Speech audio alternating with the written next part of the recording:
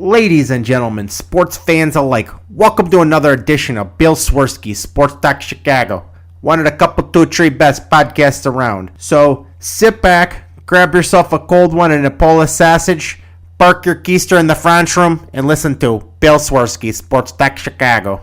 In Chicago, you know that all sports rock. The Bears, Hawks, Bulls, Cubs and Sox. Pick your favorite, you can choose, as long as the Packers lose. For everything you need to know, it's Bill Swerski Sports Talk Chicago. Bill Swerski Sports Talk Chicago. Hey everybody, welcome to another edition of Bill Swerski Sports Talk Chicago. This is your hosts, Alex and Sean. On this episode, we are going to be talking about the disastrous week of Chicago baseball, talking a little Blackhawks, a little Bears. But first, I'd like to thank our sponsor, the Rockford Ice Hogs. If you're not familiar with the Rockford Ice Hogs, they're the AHL minor league affiliate of the Chicago Blackhawks. What does that mean for you? You get to see the stars of tomorrow today at family-friendly, affordable prices. So I know there's dads and grads in your lives, so make sure you head on over to icehogs.com, get yourself a hat, shirt, jersey, sign up for season tickets and more. Tell them Swerski Sports sent you. Oh, Alex, this has been a doozy of a week. Yeah, in terms of sports, yes. You know, we've been blessed with good weather and good spring, and that's all cool. But, oh my God, baseball, man. Just, Yeah, I mean, you know, it started on a good note, at least for the Cubs. Started on a good note against the Mets. You're like, okay, won first game against the Mets. Had a nice game. And you know, you got Drew Smiley pitches a gem. And then Wednesday you have Stroman come out and pitch another gem and rile up his former team. And then after that, the wheels just fall off. and that's an understatement. I mean, because those two nice Mets wins, you think maybe, just maybe, you're starting to see a little bit of a tide turn, kind of get back on track here. Maybe you're like, okay, listen, the Mets are a good team. I know they've been kind of up and down so far, but it's still a tough team to beat. You consider the lineup they have and who's in there, and you know you're feeling better when you at least have a win secured, and you feel like you're going to go forward and say, listen, we have a whole homestand ahead of us too, so we can really kind of right the ship here that's been steered way, way, way off course. You have sour tastes in your mouth from the previous road trip with the Houston, getting swept in Houston, losing 2-3 to Philadelphia. That was the moment right there. You're like, okay, maybe this can steer in the right direction. And now we're not only on a 4-game losing streak, but you basically got clowned in every single one of those games. Yeah, I mean, not even close. I mean, you get like blasted 10-1 with the one being a solo home run. And then you get blanked 9-0 against the Reds, and then back-to-back 8-5s against the Reds, and the Reds sweep you at home, which I got to witness at the W Club seats today. Shout out to my sister-in-law Katie for having those seats from Crate and Barrel, so we were able to sit in great seats, eat some good food, have fun in the club. Really nice day, but boy, was watching that baseball tough, because this was more than just giving up hits. This was really awful fundamental play. Dropped pop-up behind the plate. A failed pickoff. A pickoff that goes into center field. A 13-pitch at-bat with nothing but fastballs ending in a bases-loaded walk. Having 2 on, nobody out, and then bases loaded, 1 out, and coming away with 0 runs. Kicking the ball all over the field, not being able to... You made the Cincinnati Reds look like the 27 Yankees this weekend. And it didn't stop. It was relentless. It felt helpless. And it's just, you know, that whole, like, metaphor or saying whatever, the planes crash into the mountain. Well, The plane crashed into the mountain, and the mountain caved in because it was a volcano, and the volcano spewed everywhere and burned everything. Yeah. And, I thought today you'd stop the bleeding because Smiley has been very good. Okay. You know what? We will get back on track and pull out a win and salvage a game in this series. But no, Smiley pitches probably his worst game of the season. Except the other game against the Reds. You remember that one? Oh yeah, I forgot about that one. The Chicago Cubs have made the Reds look like the 27 Yankees this year. It's ridiculous. They consistently just slap the ball all over the field against you. And like they beat the crap out of Steele, who had a bad game. Yep, they were on him. They were not fooled by anything. No. And then Tyone has just not been good. Period. And you know what the frustrating thing about that was? It was fifth inning, 2 outs, nobody on. All he had to do was get one more out. And you could have said, okay, you went 5, you gave up 2. You could at least say, you know what? Okay, improvement. Big step in the right direction.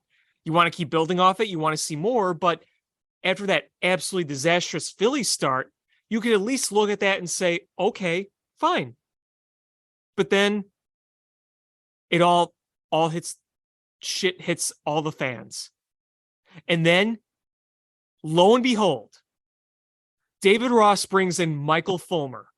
Oh. Everybody in that building except him knew what was going to happen next. Everyone. Next thing you know, the ball's in the basket. I was watching that at B-Dubs with my friends, and I just snorted out laughing.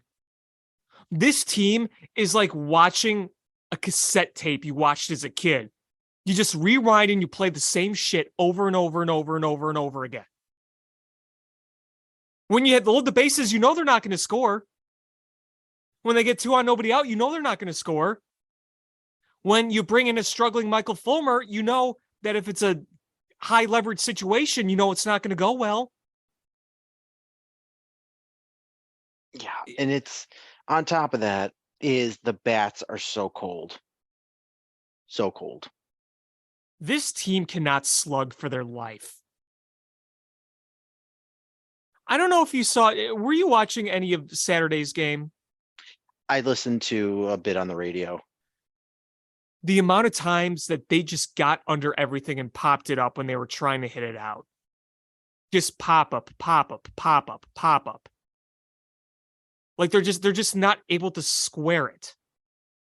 And today, in the later innings, you had them swinging for the fences down 4 with nobody on. You should be trying to get on base. And then they actually do have a shot in the later innings. And you can't make much of it. It's like early on in the season, they were executing so well with people on. You put the ball in play. You put the ball in play the places you needed to. It's like we've just reverted back to that old just swing for the fences mode. It's like every good thing we saw in April just completely vanished. I don't get it. I don't get it. I don't know what the fix is either. That's the most helpless feeling. That is the most helpless feeling of all of this. The only way this gets fixed is if you play better. That's it. Yeah,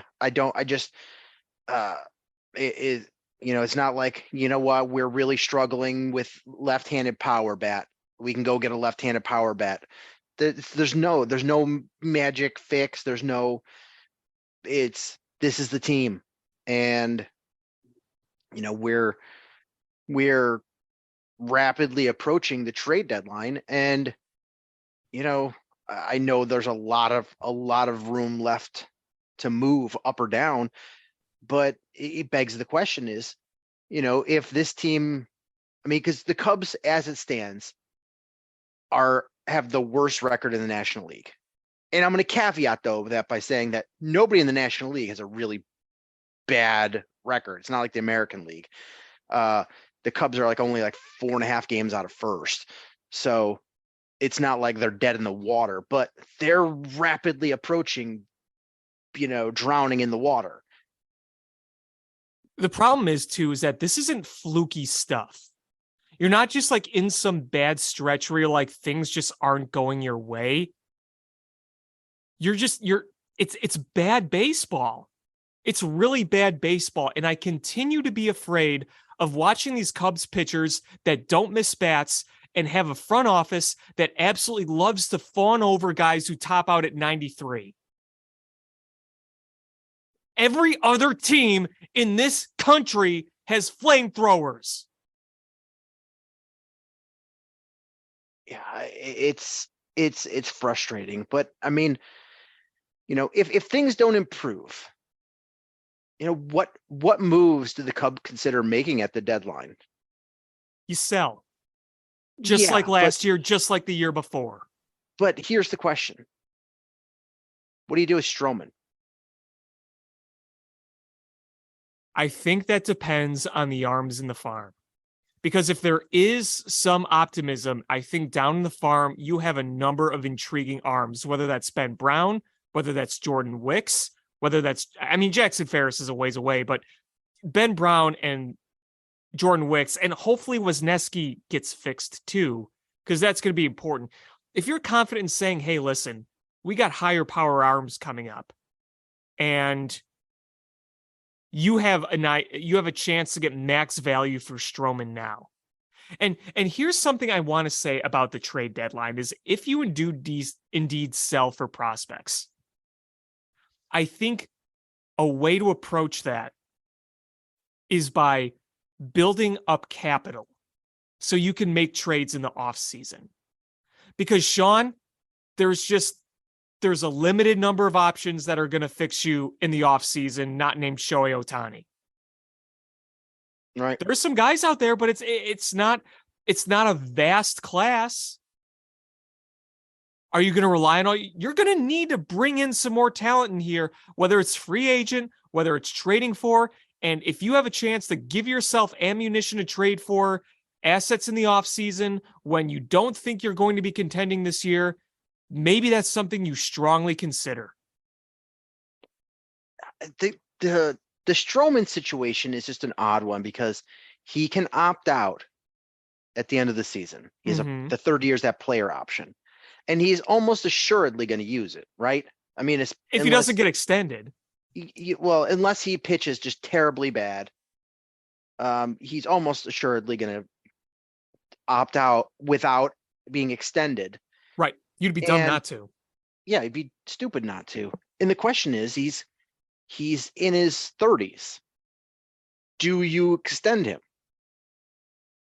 And if you're not going to extend him, then you have to move him, right? Because you can't. Right. You can't. He's already gotten a qualifying offer, so you can't give him the qualifying offer. So you lose him for nothing if you don't trade him. Right. And the other thing too is if you don't decide to move him, you would probably be thinking to yourself, you're either A, going to keep him around via extension, or B, you're saying to yourself that you have a chance. I mean, the thing is that the position of this team in the 2 months from now, when the trade deadline happens, it's Stroman and it's Cody Bellinger. Those are two guys you've talked about extending this, over the past month because of the way they've played. But you got to take a step back and see how this all plays out to make a decision, right? I mean, I don't think you or I could say for sure what's going to happen. It's tough. No, I mean, who's to say? I mean, the Cubs on paper could be playing winning baseball. They're not going to win a World Series, but they could be playing, significantly better baseball. There's nothing to say that they can't, go on a winning streak here, and especially this division is not exceptional. I mean, No, it's not. the Pirates are, and this is nothing about what they'll look like in the future, but the Reds and the Pirates are playing over their heads. And I tell you though, Red's future scares me. well, what happens is the next time anybody needs a contract extension, they'll go somewhere else that can pay them. And, same thing with the Pirates. They're small market teams. They don't have, it's not like the Tampa Bay where they have a success record of being able to continually replace guys. Those are small market teams. They fizzle out because they can't maintain excellence. And the Brewers aren't a terrible team, but they're not, this isn't like the AL East where it's just an arms race. I think the Cubs very well could jump right back into this division race. They're not that far out. No, they're not. It's just, but the further we go along with this, the more skeptical we get. Absolutely. So, guesstimating what's going to happen at the trade deadline is hard because this is a team that very well could be right back in the division race, or just could continue being the last place team in the National League. And we were 12-7 at one point. Yeah. Yep. 5 games above, and now we're 8 below. What are we over the past 30 days? 10-25. Something terrible. Our run differential was once top of the league, and now it's down to like, I don't know, +3 or something. Like, it's under +10 now. That's incredible. That is an incredible collapse. Is there a magic bullet that the front office will try? And typically that magic bullet is, do you fire a manager midseason? I'm not saying fire the manager. Is there some sort of mechanism that Jed has in his back pocket that, maybe it's bring up somebody, maybe it's go the nuclear option of firing a manager and seeing how that goes. Is there something that Jed has that he's gonna try if the wheels don't come back on? I think they're too afraid. I think they're too cowardly. Jed has yet to prove to me that he could be bold with something. Do you understand what I'm saying? Yeah, I hear what you're saying. I mean, listen, this organization they had their eyes on David Ross being the next manager the second he was carried off that field in Game 7. I can almost guarantee that. Hell, maybe even before. They knew that Joe Madden was going to be here only for so long, and he's their guy. And they extended him before we even accomplished anything. This scares me. This feels like a Garpax type thing, or a /Bulls type thing. Like this, he's their guy, not going anywhere, even if things go off the rails. Yeah, well, things didn't go the way we did. Maybe they prove me wrong. I want to believe they will, but I've been so scarred by the teams in this city that are always so cowardly when it comes to this stuff. I was asking the other day to people, will this organization ever be bold? Go make a big trade. Go take you should have gone after Sean Murphy this offseason. You should have been in on that. You want to make a statement? Do something like that. But they don't have the balls to do it. They just want to bring in Eric Hosmer. They just want to bring in Miles Mastrobuoni. That's what they want to do. Yeah, I get that in 2023, the manager has limited, control over how the team plays. It's not like the great managers, in the 70s and 60s and 80s. This is front office control. But there are managers that get the best out of their players. And David Ross is not one of those guys. And you know, it's sad because it looked like it. Initially, it looked like it. Yeah. Early in the year, I thought we were seeing that. Yeah, I don't know what's happening. And I like David Ross. And I'm not saying that I'm not, with a pitchfork and a torch going down to Wrigley, going down to Gallagher Way, calling for his head. But I am starting to question, is moving on from David Ross the right decision? I don't know at this point, but this is, the wheels have come off real hard. And you know what? There's been plenty of times with plenty of teams where you've said the same thing. Hey, the wheels have come off, and they correct it, and you're like, oh, hey, that was just a blip on the radar. But this one feels different. It does. It does. And maybe things do even out eventually. And I don't know if that's just going to be, hey, we need to get a spark here. One of the meatball things that I always like to say is, maybe not always like to say, but I feel like this, again, this is going to sound very meatball. But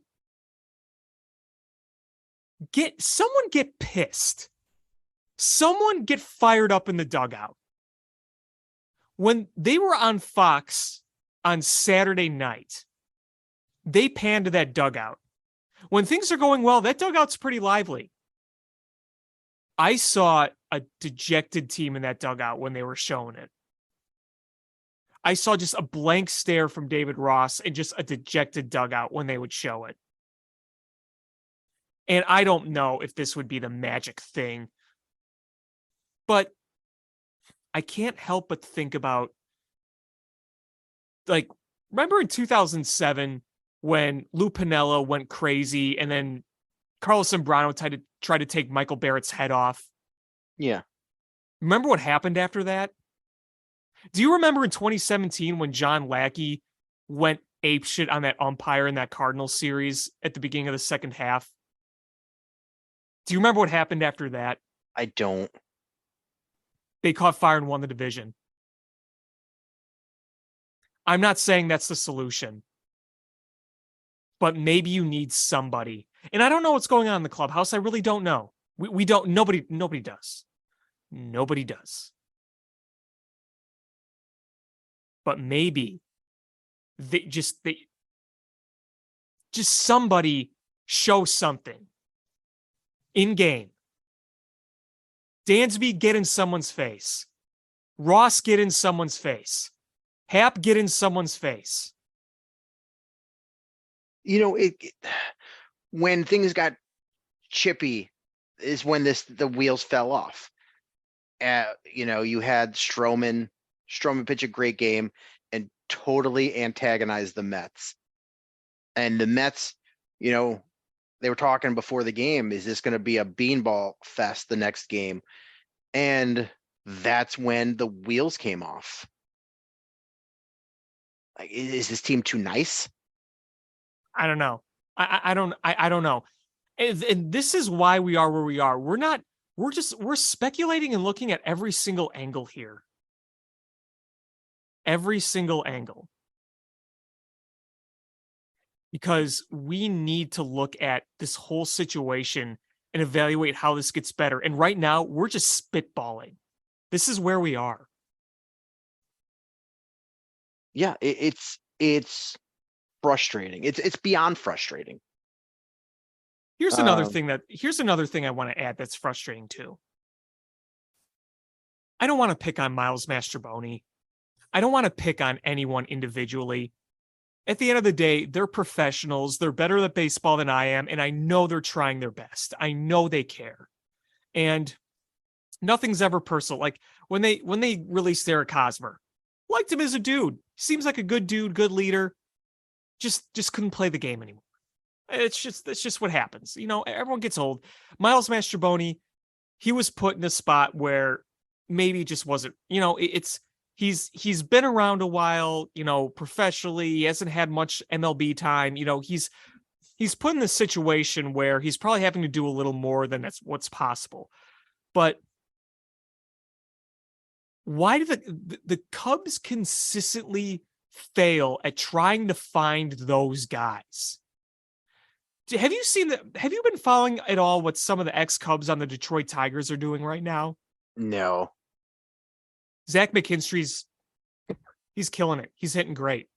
Alex Lang, who we traded for Nick Castellanos, he's nasty. Zach Short, he's hitting bombs. And you look at other teams that are succeeding. They go out and they find guys. We're consistently having to DFA guys because we can't do that well enough. Well, I mean, if they're doing it elsewhere, it has to be something in the water here. Like, what is going on here that it's not happening? Is it a coaching philosophy? Is it what they're trying to get out of them? I don't know. I mean, I think those are all valuable questions because again, Eric Hosmer, that's just a case, he struggled in San Diego in his last few years. He wasn't good in Boston. He wasn't good. Like that's one thing, but we had Harold Ramirez and he never got to play. And then he goes to Tampa Bay and he was great. Why did we just get rid of him without letting him play? What's their thought process here? And I heard a rumor from Steve Stone that the Cubs were trying to make Zach McKinstry a pull power hitter and he didn't want to do that. And the Tigers brought him in and AJ Hinch kind of just said, do your thing. And he's been excelling. So are the Cubs trying to mold these guys into something they're not? Because then that's not fair to them. Yeah, that's a mistake. Is you have to find what the guy does well and encourage that. It's do you remember several years ago when the Cubs changed hitters or hitting coaches and they were emphasizing the launch angle, and there's no one right approach for all hitters. That's terrible philosophy. You need to look at each individual player, and maybe one player you're like, oh, hey, yeah, the launch angle, we need to work on that. But there's other guys where that's, if you're not a power hitter, changing the launch angle is just going to hit long fly ball outs. Like, you have to work on it. It might be a dead pull hitter, working on hitting it to the opposite field, or you have to work on things that are going to be best for each player. And that has to be the philosophy. You cannot just one size fits all an approach for everybody. So if that's what they're doing, that's bad. Yeah, I don't know for sure. That's just what I heard. So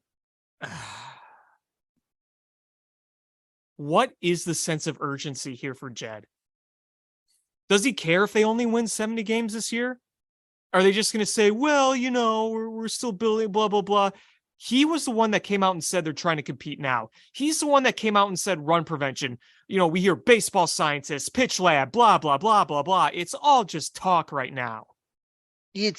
Those are all good things to say when you are rebuilding. And I don't think they're rebuilding anymore. They're now in the should be starting to compete phase. And those things now have meaning behind them. It's easy to come in and be a general manager and tear things down. That's the easy part. Any idiot can tear down the team. There are people that do it much better than others, but they all get to the same point where they trade away everything that's valuable and dump the bad contracts and build from scratch. Anybody can do that. Obviously, if you're better at it, you get better assets and do it in a more positive way. But your merit starts when you start that rebuild. You start it from scratch and you're building. That's when you're being judged. That's when it becomes really hard. And Jed has not done anything yet. And I'm not saying he can't. I'm just saying he has not done anything yet to merit. There's nothing successful for him to hang his hat on. Well, I said this the other day, and what scares me, what gives me some reminders of another regime in this city is I think about Ryan Pace. And Ryan Pace, like Jed Hoyer, you can look at some of the key moves he made that were good. Getting Dansby Swanson, good. Getting Marcus Stroman, good. Getting Cody Bellinger before he got hurt, good. Getting Seiya Suzuki, good. But the amount of swings and misses, the frequency, you're not gonna hit every time. You're not going to hit every time. Players are going to, they're not going to play well in certain environments. They're going to get old. They could get injured. Not going to hit on every move. But we've missed on way too many. I mean, how many more old washed up guys are we going to bring in to try? I mean, how many more reclamation projects? You're bringing back the rotting infested maggot corpse of Jake Arrieta, bringing in Andrelton Simmons and Jonathan Villar and Eric Sogard and Eric Hosmer and Tucker Barnhart. It's like, listen, all those options in 2017 would have been pretty good. But that was what? How long ago? Tucker Barnhart was a Gold Glove catcher. It doesn't seem to be that guy anymore. Eric Hosmer, All-Star World Series champion. That was years ago. Gold Glove shortstop, Andrelton Simmons. That was years ago. Jonathan Villar, pretty good utility guy. That was years ago. Like, you're missing on too much of this. And that's why your depth continues to just not produce. Because right now, without Cody Bellinger, you need to try to, and credit to Mike Talkman because he's actually played fairly well, but you need Talkman and Mastrobuoni in there because you have guys that are hurt and you don't really have much you can move around right now. Right. And, the one thing you were like, all right, we've got an ace up our sleeve. We're going to bring out Matt Mervis. And that has not been the outcome that they've expected to this point. And I thought it was unfair. I thought it was unfair for people to expect that to be some sort of savior solution. It's a big difference between hitting in the minors and hitting in the majors. Yes, it is. And yes, it is. I'm not writing off Matt Mervis by any stretch. No. It's just a tough transition. It is. Especially when you have the pressure of a team that's skidding. It's very, very tough. And I said this on last week's show or the week before, whenever it was. I'm going to say it again. So much of what we wanted them to do, they've done. We wanted Hosmer out, Matt Mervis. Got it. We wanted Morel up. Got it. We wanted to see Miguel Amaya. Got it. All these moves that we've been begging them to make. Christopher Morel is a good story because last year I liked him. I just didn't know if he would be successful. And he went down and then he comes back up and he's playing great. And it's just a reminder that their story isn't written yet just because you failed at your first attempt at the majors. Something to keep in mind for Matt Mervis. Yeah, that's all true. And I like Christopher Morel a lot. I don't know what his role is going to be, in the long run, but I like him. And I think that there is value there. It's just kind of working on some of the kinks. That's kind of the thing for him. But, you remember even going back to like when Kyle Schwarber had to be demoted and Ian Happ really struggling, they eventually came around when we were all ready to write Ian Happ off, all ready to write him off. And then, things changed and all of a sudden things were getting better. So yeah, I mean, I have no reason to write Matt Mervis off right now. It's just, when you got growing pains of a rookie, it's magnified when the team isn't playing well. It's unfair to ask a rookie to lead the charge on your offense. He should be taking the lead of the veterans and being a bonus rather than the key cog. Right. So it's been tough, the ask of him and the expectations of him, and people thinking that the numbers he's putting up in the minors is he's going to put up in the majors. Right. It is. It really is.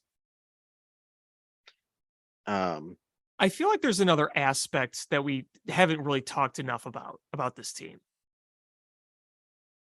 This bullpen is, oh my gosh.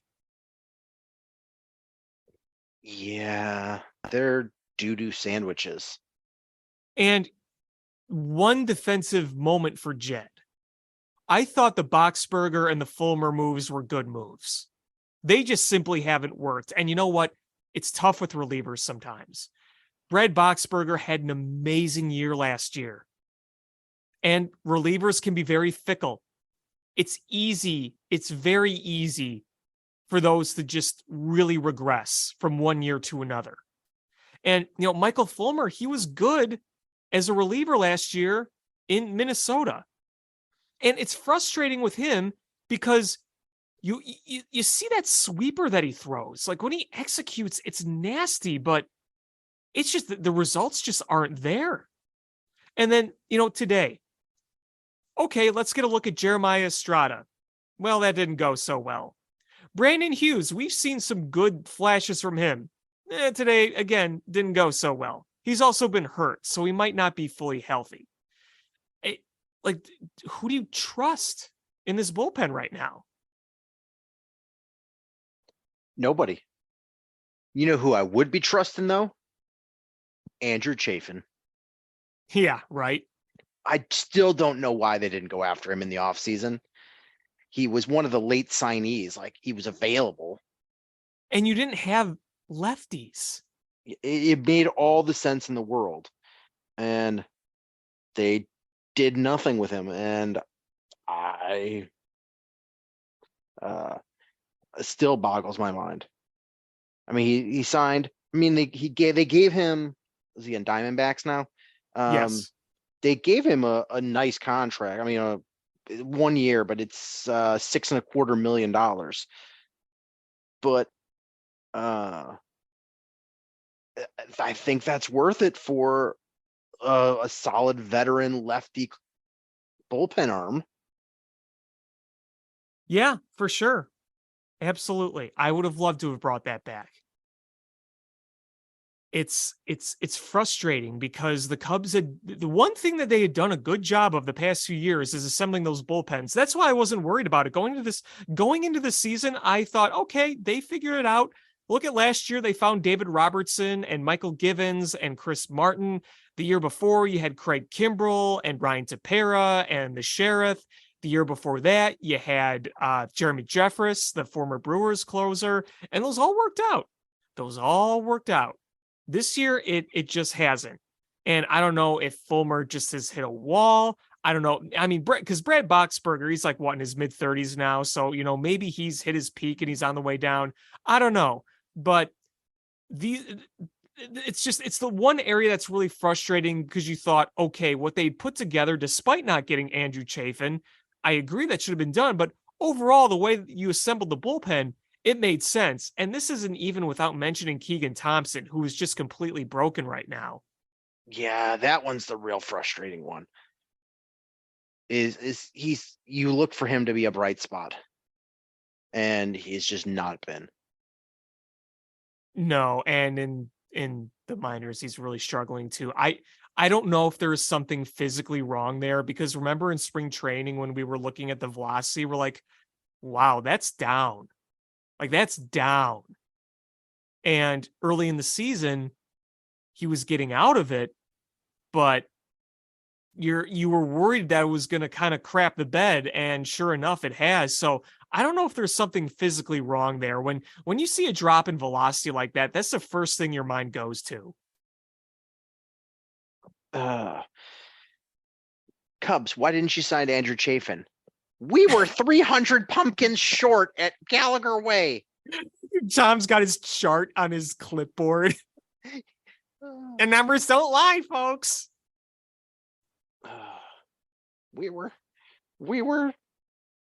300 pumpkins short. And I counted myself. And we could have made up the 300 pumpkins by selling 220 tchotchkes, but we didn't sell enough tchotchkes either. Just you have like that chart, and Tom is just spending his time in his office just adding up how many pumpkins they sold at Gallagher Way. There's like he's got like one of those like presentation charts where it's not a PowerPoint, but it's like a physical chart on an easel, and he's got like, okay folks, see, here's the pumpkins we were hoping to sell, here's the pumpkins we couldn't sell, and then it goes to that Simpsons meme, there will be no Andrew Chafin this off season. Better go tell the children. I'm looking at Keegan Thompson's minor league stats. Over the last 7 games, his ERA is over 10. Oh man. Yeah, I don't know. I mean, his whip starts with a 2. Oh Lord. I feel like something's got to be physically wrong there. I don't get it. And maybe there's something physically wrong with Fulmer. I don't know. Fulmer has an injury history after all. I don't know. I mean, would you agree in saying that probably the 2 guys you can fairly rely on your bullpen is probably Mark Leiter Jr. and Albert Alzolay, right? Yeah. Like Mark Leiter Jr.'s legit been good this year, and Alzolay's been pretty good overall. But the rest, what you hope for is Cody Hoyer comes back, because he's been throwing gas during his rehab assignments. But he also hasn't pitched in an MLB game in almost 2 years. So I don't know. But I hope he comes back and healthy and he looks good. Oh, man. But one thing I wanted to ask you about is, what are your thoughts on the return of Kyle Hendricks? Yeah, it's funny. For me, the number on paper versus the eyeball test don't align. I agree. Was it a good start? No. Was it anywhere near as bad as what it was on paper? Also, no. No, because I thought that after that first inning, you saw some good stuff there. The only thing, I mean, the biggest critical thing I had for that first start was that inning with the 2-out hits. It kept trying to go change up. With when you were ahead in the same spot and the Mets knew it was coming. It also didn't help that the variance of the changeup and the fastball was, in terms of speed, there wasn't much variant. So it was easy to wait back and slap it. And to be fair, 2-3 of those hits were not hit hard. It's just that is the bugaboo you have when you have a pitch to contact guy. And I thought that it was, like you said, it was better with the eyeball test than watching the score, the paper final, the box score, whatever you want to call it. So what we'll get forward, I don't know. I'm giving him the leniency of his first start and then maybe his next start for things like that to happen. What I don't want is to fall back into that trap that we saw in 2021, 2022, where we keep saying, okay, if you look at it from this angle, it's fine, but it did also give up 5 runs. So we'll see. I mean, I was expecting just a disaster. So was I, because frankly. he hasn't pitched in almost like 11 months, and he had some rocky starts and rehab starts. I'm like, I think this is going to be a disaster against a Mets team that's pretty good. And like, this is not going to be a good outing, and it was much better than I thought.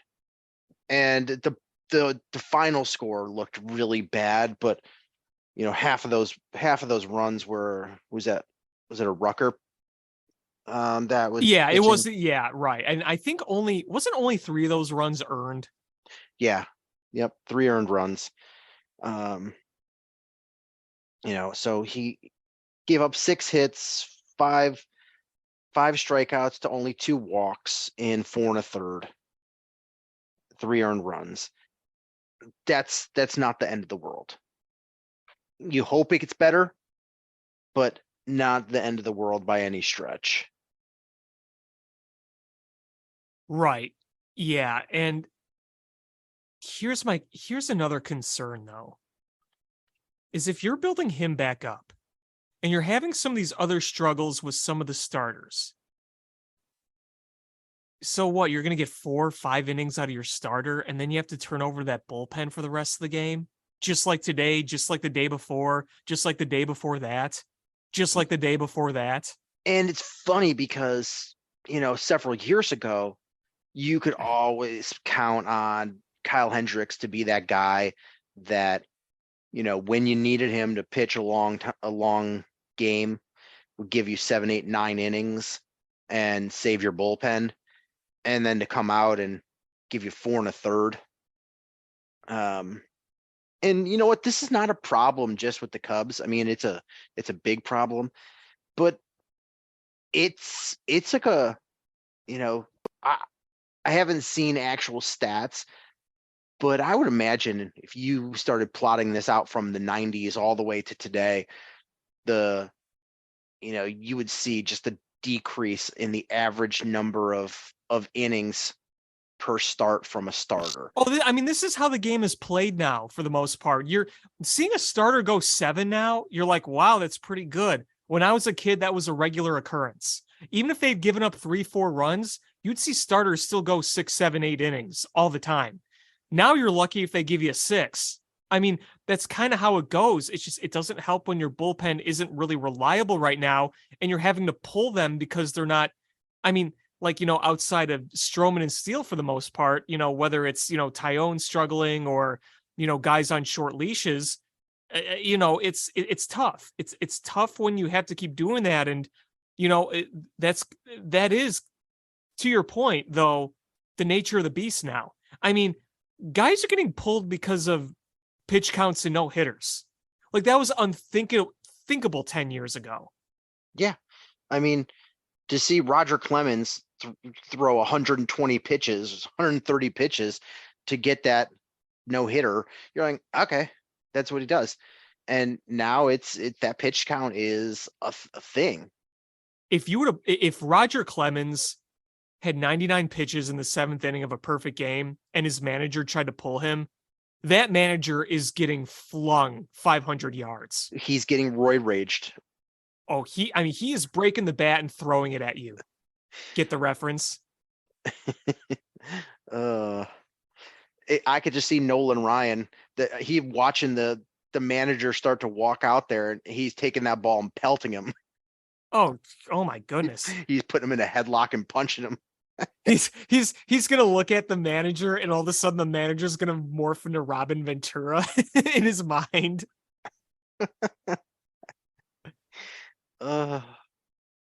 Yeah. But I was a little surprised. I mean, I was a little surprised. Kyle Hendricks went 90 pitches? Yeah, I was kind of thinking, I'm like, okay, they're probably not going to let him go over like 70 or 80, but they did. Yeah.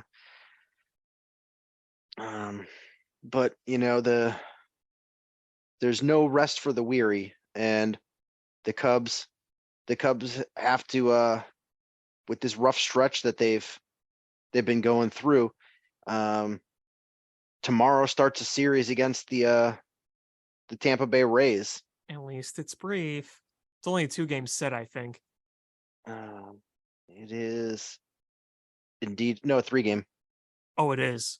Yeah, Oh. Monday, Tuesday, Wednesday. Oh. Maybe we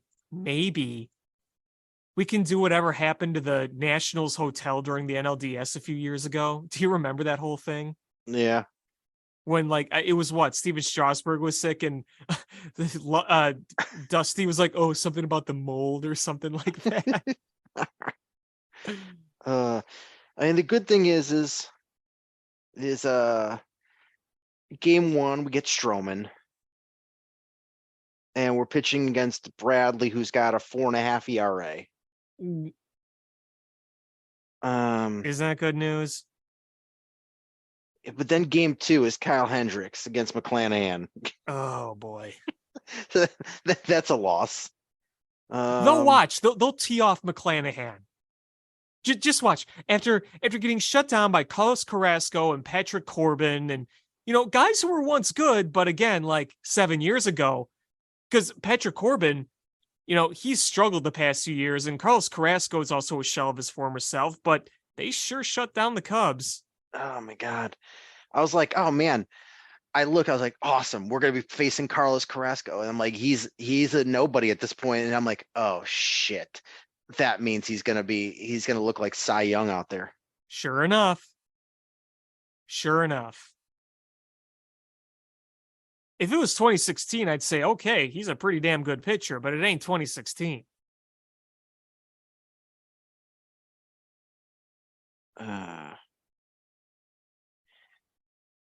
All right. Should we talk about the White Sox? Sure. They got Eloy back. They did. And I believe tomorrow they're getting Liam Hendricks back. They are, which is great news for Liam Hendricks. I mean, that's, to have cancer and to battle back and already be back on the mound. That is well done, sir. Hats off to you. Yeah. Regardless of the outcome of pitching, just the fact that he's back is fantastic news. The human element means more than anything else. But last week we might have sung the praises of the White Sox a little too soon. We talked about, they've got a bunch of division games. They can really start climbing back from the hole that they've dug. They're playing much better baseball, and they do win the series against Cleveland earlier in the week. But man, the Tigers, those last 2 losses were pretty dang rough. Yeah, the Tigers came in and really cleaned your clock. Well, I mean, it's like, look, we talked about those series. We're like, okay, the first one at home against Cleveland, you won 2 of 3. Your pitching looks great. Then you sweep the crap out of the Royals, who are just, oh my God, that is, if it wasn't for the A's, they'd be the worst team in baseball. But you sweep them. Michael Kopech looks dominant. His stuff looks unreal. He looks like the guy who's supposed to be. Then you win the next series in Cleveland, and Kopech looks great again. And they're hitting well. They're doing everything you want them to do. You got shut out once, but whatever. Either way, Cleveland, Kansas City, Cleveland, you went what? Like, what was it? Like 7-2 over that stretch or something like that. Like, it looked like you're okay. Here, they're getting back into this. And then it's just like you lose 3-4 to the Tigers, and it's like you kind of halted your momentum there a bit. Yeah, and the Tigers are looking good. I mean, they're going to be in first place in a few days, I'm sure. That division, man. You talk about the NL Central, the AL Central. I just want to put the AL Central into perspective. if you took the last place team in the AL East, the last place team in that division, in that 5-team division, and you put them in the AL Central, and they're in first place. Yeah. Uh-huh. Because what, the Twins are like either a game above or right at 500. The Twins are 1 game above 500. I mean, to be a game above 500 and leading the division on a Memorial Day, that's bad. That is really bad. Yeah. And like the Cubs, this is what's keeping the Sox in this race. Yeah, I mean, you look at the AL West, and the Rangers are in first place, and they're 14 games above 500. The Rays are in first place in the AL East, and they're 23 games above 500. Braves are in first place in the NL East, 10 games above 500. Dodgers are in first in the NL West, 10 over 500. And then the NL Central, the Brewers are in first place with 3 games over 500. Go Central Divisions. Woo! Ooh. But yeah, I mean, listen, with the Sox this week, it's like, okay, you got clobbered for the first time in a little bit in game 1. Then you come back and you clobber Detroit in game 2. And you're like, all right, little blip, fine. But it's like the last 2 games of the series, both times you're down early. And then you come back late and take the lead. And then blow it. Like, that's really frustrating. And I just saw the highlights of today's game, what happened. So you're down 4-1. Cease, not so great, gives up a grand slam to Akil Baddoo.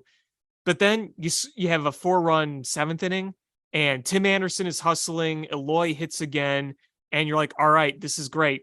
This is a great way we can split this series and get Liam Hendricks back the next day and continue positive momentum. And then, you have the Robert misplay in center field that gets by him. Tim Anderson bobbling the ball on what could have been a throw at the plate, which ended up being the tying run. You can't get the man at second, nobody out in extra innings. And then the Tigers walk you off on a sac fly. I mean, that's the kind of loss that frustrates the hell out of you. So I'm looking at the box score, and I only saw bits and pieces of the game. How did Reynaldo Lopez get the loss? And I'm looking at the box score. He had pitched 2/3 of an inning, gave up 0 hits and 1 walk. The inherited runner. Oh, he had an inherited runner. Because remember that runner does not count against your ERA. Okay, I didn't know he had an inherited runner because it was a walk off, and it would walk off in extras. It's the ghost runner. Okay.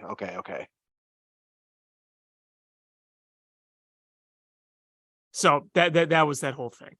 So I'm like, Reynaldo Lopez got the loss and had 0 hit, gave up 0 hits. Like, that sucks.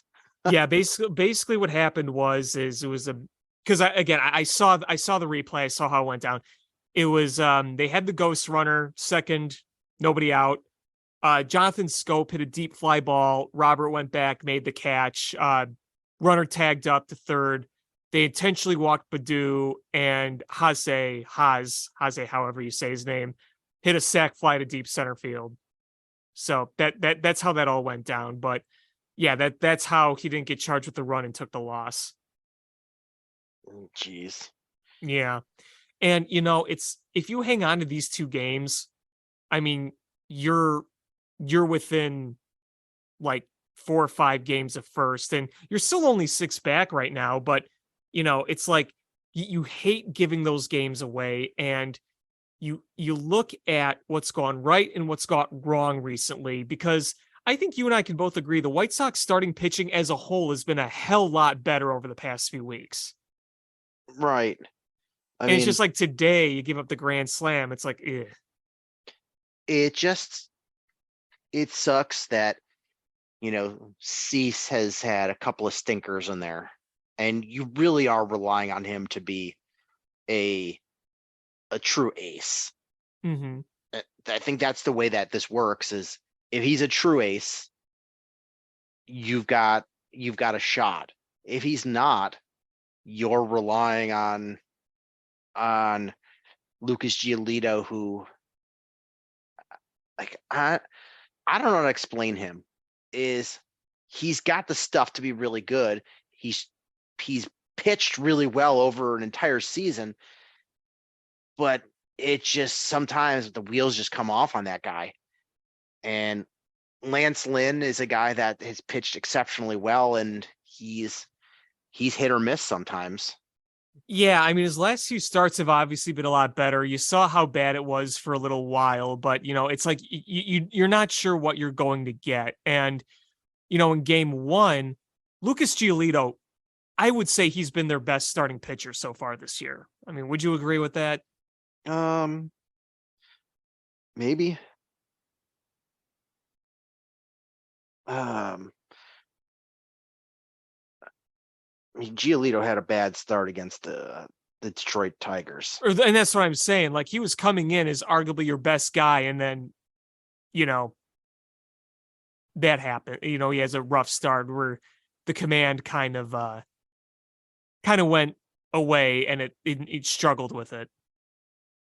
Yeah, Because the key for Cease today was 4 innings. He pitched 102 pitches in 4 innings, and he walked 4 guys. That was the big key. And that was kind of with Giolito. The command wasn't good. So when the command's not good, that's when things get dicey for this team. Yeah, so it's you're really need Cease to lock back in, because we saw what he can do, and the command is just not there. You can't pitch only 4 innings. You can't pitch 100 innings or 100 pitches in 4 innings. And you can't dish out average 1 walk an inning. No. I mean, he's averaging he's in today's game is a 2 whip. Not a good sign. Right. That's the thing too, is when you play with fire, it's going to come back to bite you. And we saw today where you loaded the bases, you had him down 0-2, but you gave up a grand slam. It's when command is shaky, it makes things 10 times harder. And how good the stuff that Dylan Cease throws is absolutely nasty, because he still struck out a ton of guys today. But yeah, it's 8 the strikeouts in 4 innings. That's really that's dominant stuff right there. It's just you can't give the free passes. Yeah, and it strains the bullpen too. You go 4 innings, and for the most part, for a while, you had the bullpen holding strong. Garrett Crochet goes a inning and 2/3 and with shutout baseball. Middleton is an inning and a third, and Kendall Graveman goes an inning without giving up a run. And then Joe Kelly gives up a run and sends it to extras. But that really, Crochet and Middleton have to go extras. And then you end up pitching 1, 2, 3, 4, 5 pitchers from your bullpen pitching, an inning or an inning plus. It just taxes your bullpen. Yeah, exactly. I mean, and that's another thing too, where you hope that with the return of Liam Hendriks is, that he can add another bullpen arm, obviously, to be your closer, but that also allows you to rearrange things a little bit in an order that might be more suitable. Just the other thing too to keep in mind is, and again, I can't answer this. I don't know what his load is going to be like, but I don't know if they're going to, they're probably going to try to ease him back somewhat, right? Like you would at least think.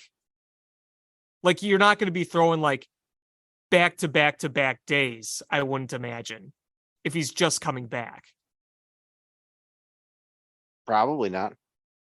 So, you have the opportunity to rearrange things here, but you to your point, you still can't stress your bullpen out like that, because that just makes things harder.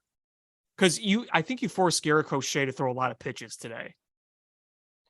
Garrett Crochet, I just had it up.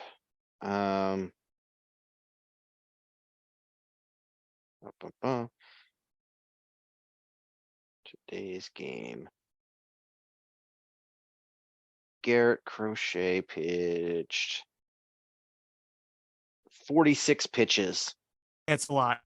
Yep. In an inning and 2/3. And you don't give your next day off is Thursday. Right. So, Won't be available tomorrow. No. I mean, at least Middleton pitched an inning and a third, but only pitched 12 pitches. So you're like, Right. okay, Kendall Graveman went an inning with 6 pitches. Reynaldo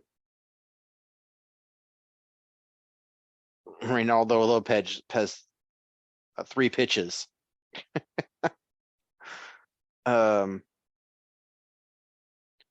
So Crochet won't be available. Joe Kelly, maybe not. He went 17 pitches. He may not be available tomorrow. But yeah, I mean, I thought their offense looked better when they put Benintendi was at leadoff. Yeah, Benintendi, he's not the guy that's been hitting for power at all. I don't think he's got a home run, but he's been slapping the ball around. So if you can just optimize what he's able to do there, I think that's one of your keys to success. Yeah, I thought he and this is not a knock on Tim Anderson, but I thought the offense looked better with Benintendi at the top. And maybe what was the Joe Madden thing where he liked to have there was the leadoff hitter, and then there was the guy he'd put a good hitter at the bottom of the order. Mm-hmm. And maybe that's a good fitting place for Tim Anderson. Yeah, maybe. But you had Eloy come back, and that gives you some pop in the order.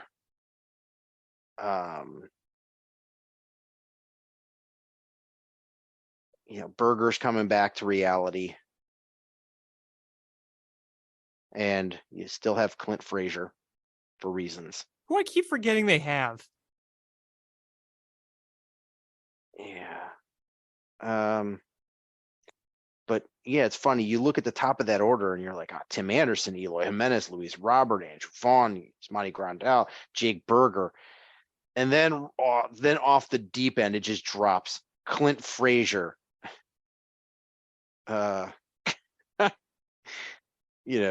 Gavin Sheets, Alberto. And you're like, oof. Yeah, that's where it's a problem with the White Sox too, especially with the depth.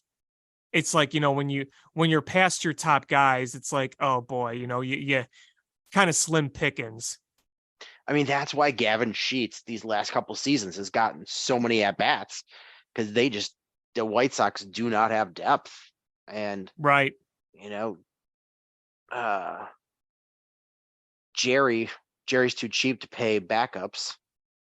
We paid starters. We got to pay a guy to be backup too. What do you mean? Whenever Jerry goes outside, the birds go cheap, cheap, cheap, cheap, cheap.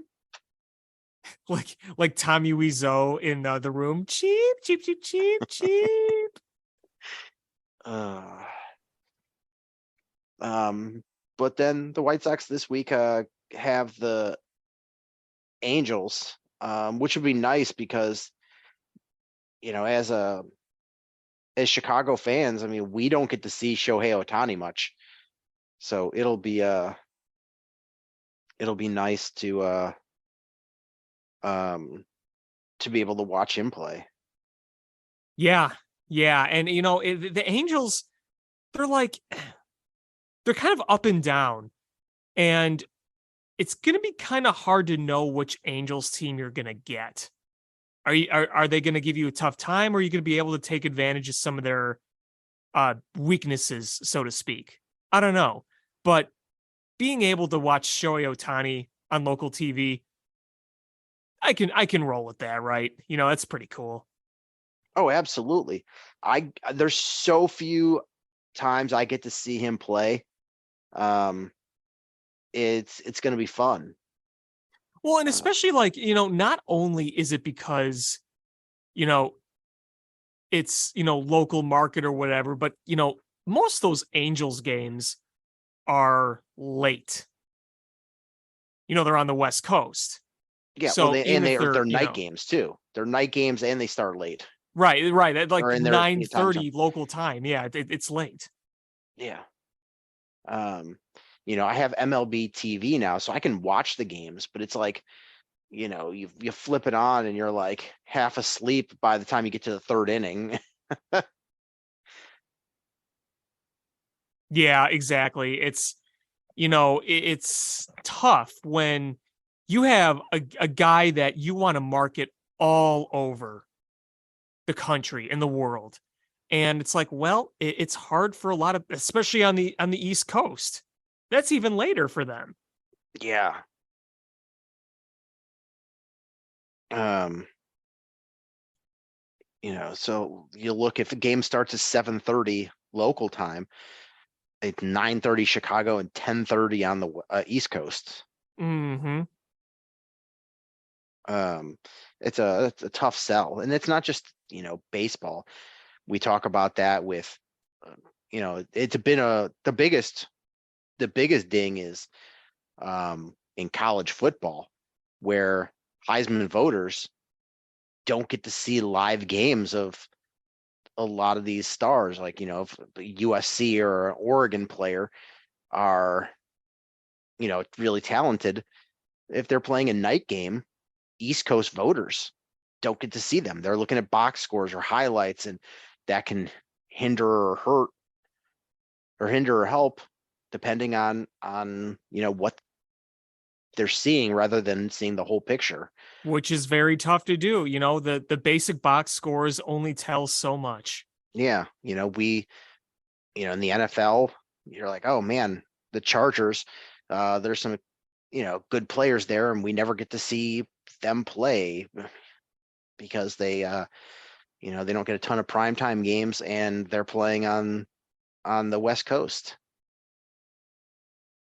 Right. It's tough. I do want to talk a tiny bit of hockey. Okay. There's nothing really much going on, and we have the draft is about a month away, but uh, you know, you're starting to look into what are the Blackhawks going to do, because they're not at the salary floor yet. So in the NHL, they have a hard cap, but they have a floor too. So you have to spend a certain amount of money. And the Blackhawks aren't there yet. And I don't see them getting there without either way overpaying a free agent, kind of like they did with Max Domi, or making a trade and taking on like another team's bad contract and getting caps or draft picks as compensation. Well, you wonder about this. We've heard them talk about possibly trading around in the draft with the assets they have.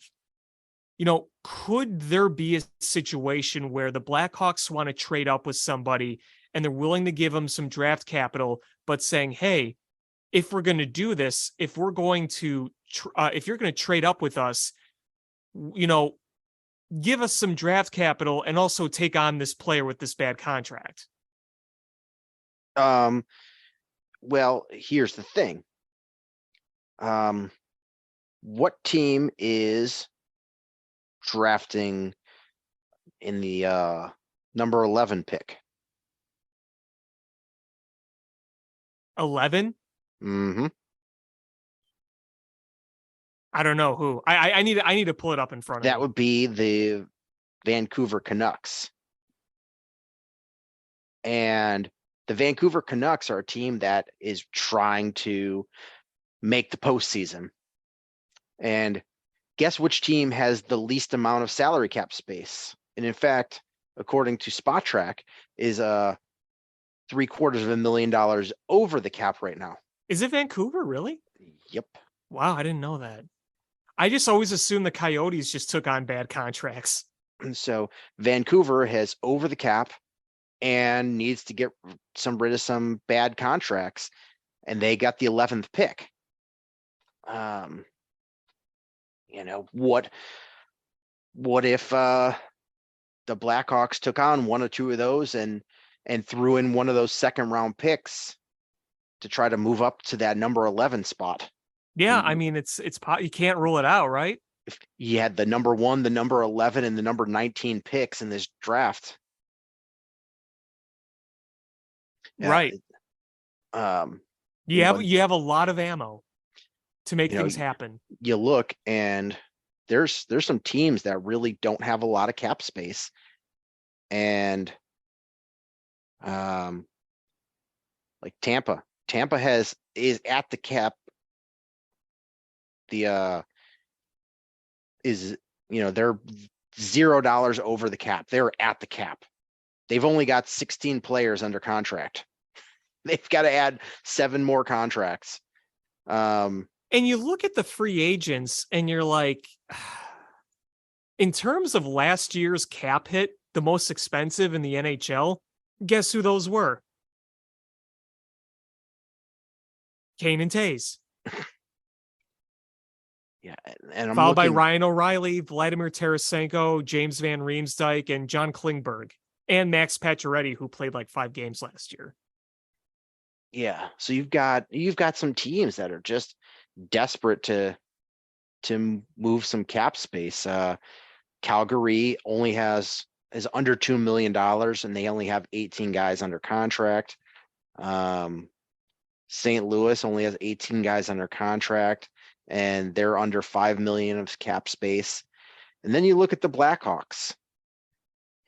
They're over $40 million of cap space. This is a weird feeling. I know, right? Seth Jones contract. Yeah, they've got so much cap space.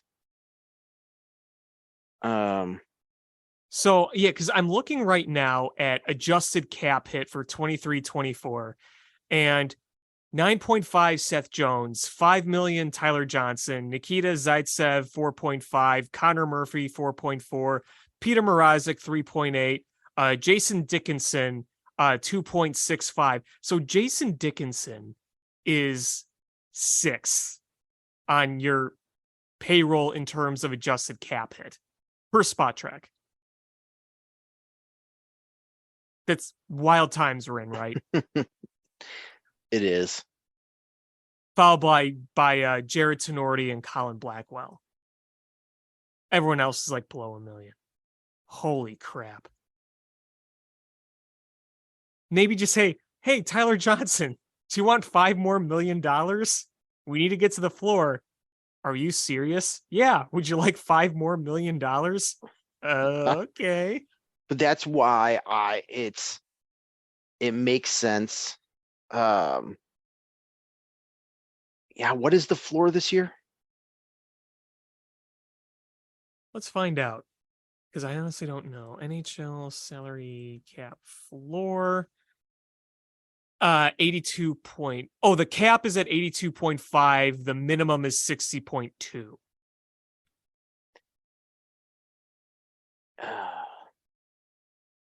So yeah, they've got to spend a little bit of money to hit the floor. They'll hit the floor, but they've got so much space.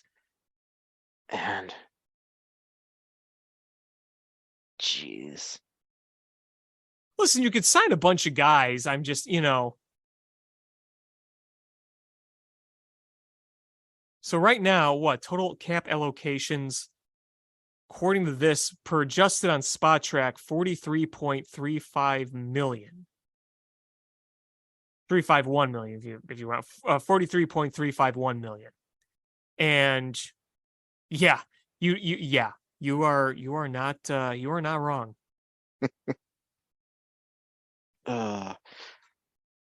And there's a couple of guys that you could just buy out too. If you have guys on 2-way contracts, so if Lucas Reichel is up, that's going to be just under $1 million cap hit. And he which will be. he will be. I mean, this next year you're going to have finally a full NHL season, as long as he's healthy, from Lucas Reichel. At least we should at this point. Is there really anything more he has to prove in Rockford? No, there's nothing else to prove there. You're not tanking anymore. You're not, this, you want to build chemistry with Bedard. Now's your chance to do it.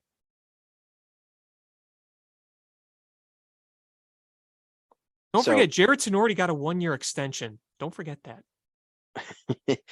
But yeah, it'll be interesting to see if they're able to swing a deal with a team like Vancouver, give them some cap flexibility, and allow the Blackhawks to move up in the draft and try to take advantage of a player that keep building this roster through draft picks.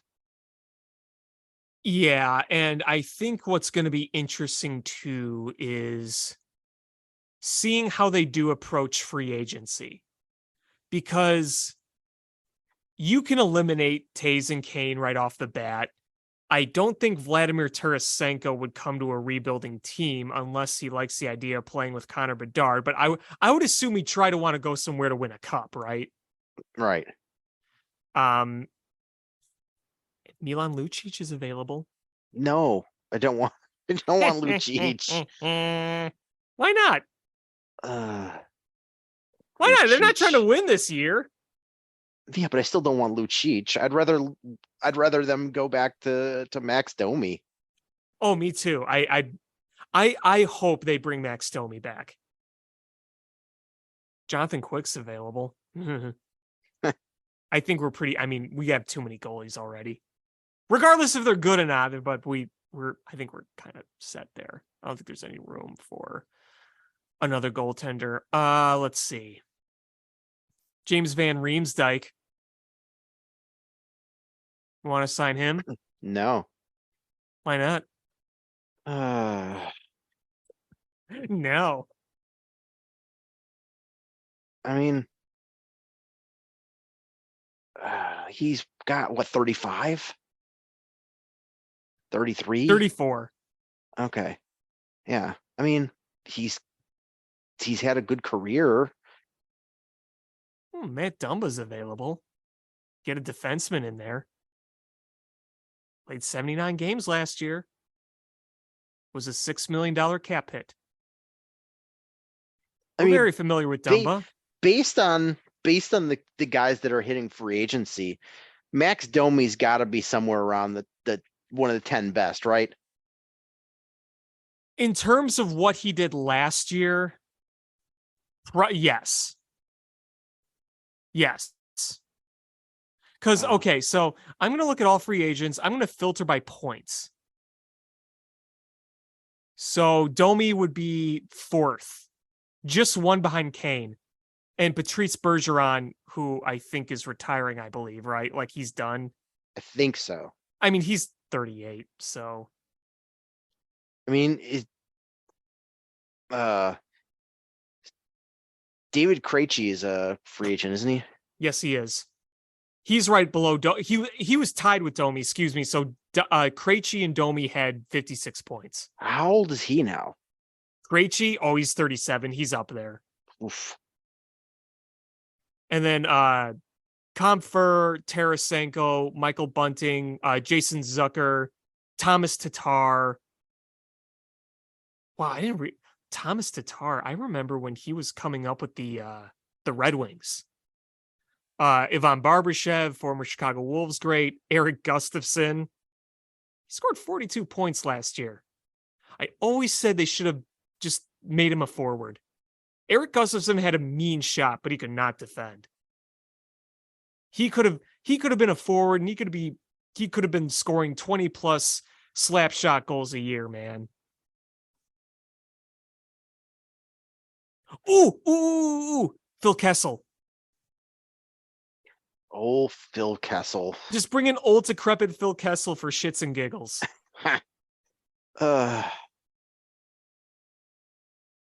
Zach Parise. He's 39. This is fun. I like seeing who's available. I Tyler just Bertuzzi. I want to bring in Phil Kessel to be like to mentor Connor Bedard into physical training. It's like, this is how you treat an off season. Let's go pound a sixer and eat a large pizza. He's showing up to the United Center with just a big box of wings. See, I think Phil Kessel in a Blackhawks uniform would be hilarious because he would just be the whole embodiment of I don't give a fuck. He is the epitome of a guy that plays like beer league hockey, except he's an NHL player. And he's had a pretty notable career overall. He's had a really good career. And but he's like John Kruk. You look at the guy and you're like, not an athlete. But you're like, man, they are good at their sport. So, I mean, just a reminder for those who haven't followed Phil Kessel. I mean, if you know hockey, you should know Phil Kessel. But Phil Kessel, he's a 2-time Cup winner, and he's a Masterson winner his rookie year. And he has 413 career goals, 579 assists. He is just 8 points away from 1,000. So there you go. He's had a hell of a career. Very good career. You're not going to knock his career at all. He's 35. Probably doesn't really, he just wants to go out there and play. I mean, Sean, this is the thing about next year. We know this team's not going to be built to be good. But when you have Connor Bedard and you have a farm system that should be stacked, you can just go out there, develop Bedard, and be like, whatever. You win, you lose, you lose. We don't have to worry about tanking anymore.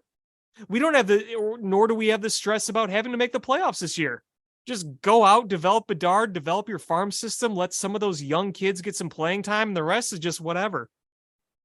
I mean, really, that's what's it. But, you do want to, it would be nice to add some veterans that are able to not only contribute and help this team be better, but also be good mentors for Connor Bedard. Oh, absolutely. And I mean, I don't want to say just sign guys or whatever. I'm just saying that the results of the team as a whole are whatever. Yeah. It's the individual performances matter all in the world, whether it's Bedard, the prospects, or any future long-term piece this has. But like, listen, if Connor Bedard scores 40 plus goals next year, Lucas Reichel looks great. Your farm is one of the best in the league and they're all growing, but you finish in 5th place. Like, who cares?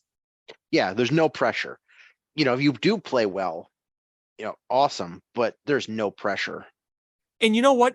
You hope that it's a better version of last year in the sense of, listen, you don't have the full talent team to win a lot of games, but you could be in a lot of games with the way Luke Richardson coaches this team, because we've talked about it many times on this show before. They fought hard. They played the best they could. It's just like, listen, when you have a bunch of AHL guys going up against legit NHL guys, you're not going to win a lot of games, but if you got a good system, a good culture, and a good work ethic, then, they're professionals too. They can make this competitive. Is Luke Richardson the best head coach / manager in the major Chicago sports? Right now, he's my favorite. He is honestly my favorite because, frankly, I still don't know what Matt Eberflus is. I really don't. We don't know, and I'm not shitting on him because last year was a tank year, but I think this year we're going to see a lot more of what he is, good, bad, or otherwise. Well, and the other thing too is when you look at the focus of the Bears coaching, when you're looking at offense, so much of that focus has gone towards Luke Getsy, right? Yeah. So, this isn't like a Matt Nagy where he's taking over the play calling and everything. Like, I see Matt Eberflus more as a CEO than like a head coach, where you're like, all right, listen, I'm in charge here. Here are the departments. Here are your department heads. They're going to run this aspect of your organization. I mean, well, that's really what a coach should be, right? Because you're and that's why you have guys that fail, because they're like, oh, well, I hired the best offensive coordinator to be my head coach. Well, you know what? He's a really good offensive coordinator, but that doesn't mean he's a good head coach. And you hired him to be in a role that he's not good. Yeah, Like, unless you're one of the all-time greats like Andy Reid or Bill Belichick well, or I mean, Mike Tomlin. there's a theory in business is I can't think of what it's called, but it's you basically, if you're good at your job, you get promoted. And if you're good at that job, you get promoted, and you keep getting promoted until you're at a job that you're not good at. And that happens in the NFL. You're like, okay, well, they're good at this. And just because you can be a really good offensive coordinator and also be a good head coach. But that doesn't mean if you are a good offensive coordinator, you're going to be a good head coach. It's that you might have, that's what you're good at. Or a And defensive coordinator for that matter. Same right. thing. And, the head coach has to come in, and they're establishing the team culture. They're going in, and they have to, they have guys that this guy heads up the offense, but you know what? I'm in those offensive meetings and I know what's going on. And this guy's my defensive head coach. And honestly, if you have a really good head coach, you shouldn't know what their background is. Right. Like, answer me this.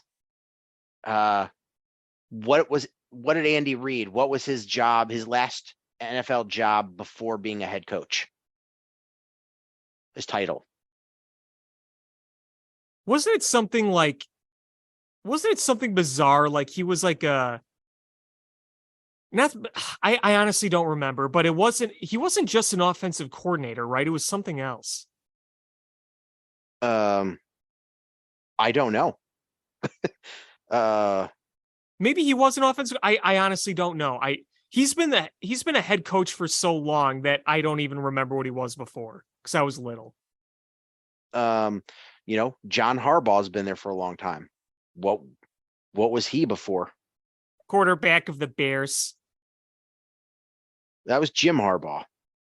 Oh, you said John Harbaugh. John I'm Harbaugh. sorry. I was thinking Jim Harbaugh. And the answer to Andy Reid was he was a quarterback's coach. Okay, there you go. I knew it wasn't like OC, but okay, quarterback's coach. Yeah, he was the quarterback's coach, and before that, he was the assistant offensive line and tight ends coach. And he's arguably one of the top 5 head coaches of all time. Is that too bold to say, or do you think there's truth to that? He's very, very good. John Harbaugh has had a very good career. What was his job before he was a head coach? Was he in college? He was the defensive backs coach for the Eagles. Okay. And for 1 year. And before that, he was their special teams coordinator. Was that under Andy Reid? When Andy Reid was in Philly? That would have been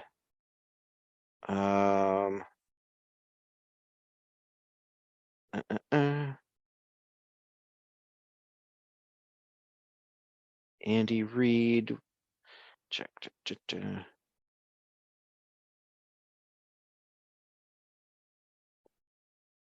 Partially under Andy Reid. Okay. Mike Tomlin. What was Mike Tomlin's job before? I have no idea. He's been like the head coach of the Steelers for as long as I can remember. Yeah, so it's you asked, and you're like, oh, if the best guys, you don't know what they were. He was the defensive coordinator for the Minnesota Vikings for 1 season. Okay. I had no idea. So that's why, the best guys, you're like, I don't know what they did. And, other guys, you're like, oh, hey, they were the offensive coordinator, and you'll know them. That's what they are. The best coaches, they rise up, and they're just good coaches. And they, being the head coach is different than being a really good coordinator. Yeah. And, looping back is we don't know what Matt Eberflus is. The way you hear him talk, it sounds like he's going to be good, that he's figured that role out. Well, I think what I like about Eberflus is that he knows what he wants, and he knows what he wants from his players. He has, as cliche and eye-rolly as it could sound, like the hits principle, like, okay, it sounds cliche, but you know what? Like, he has a brand of football that he wants his team to play, and he's going to stick by that book. Yeah. So I like the things he says, and I like the philosophies he has, and I like what he's trying to do. We just haven't seen the end result yet, because this was a year where they were planning to lose. And you know what? So was the Blackhawks and Luke Richardson, but there are two ways you could look at a tanking season. And both the Bears and the Blackhawks, you saw the elements of competitiveness, but just not enough to win games. Right. And, the White Sox, I haven't seen enough of Pedro Grifol to have a good opinion. David Ross, starting to sour. Starting to sour. I'm sniffing that milk before I drink it. I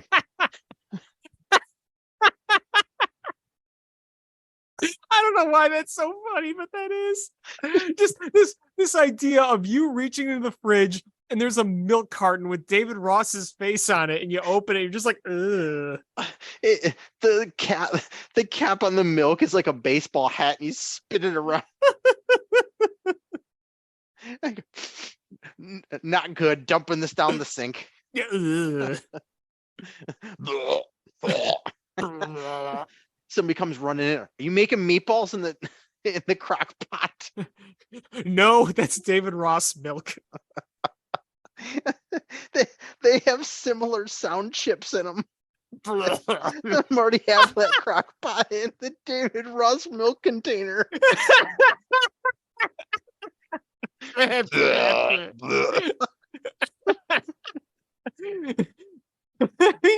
pour it on the seat. Okay, we just came up with a new item. And I'm also starting to sour on Billy Donovan. Yeah. I don't like. To me, Billy Donovan, I just see him as a very average coach. That's how I see Billy Donovan, just very average. I think Billy Donovan is a very smart X's and O's guy.